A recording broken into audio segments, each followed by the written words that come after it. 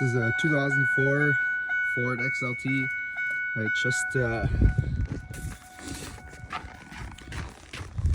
just put a little side pipe on it because I didn't. When we got it, I didn't have anything.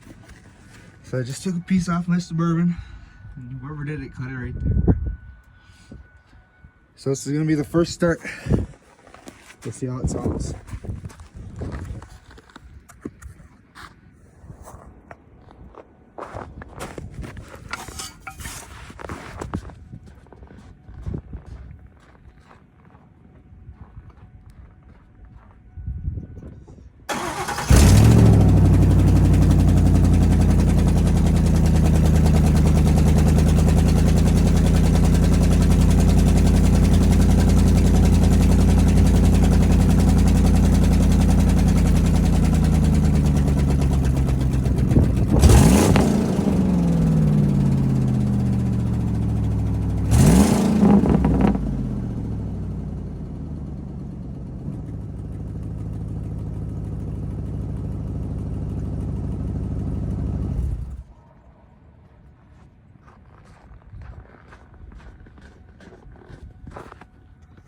Not too bad for an old plow rig.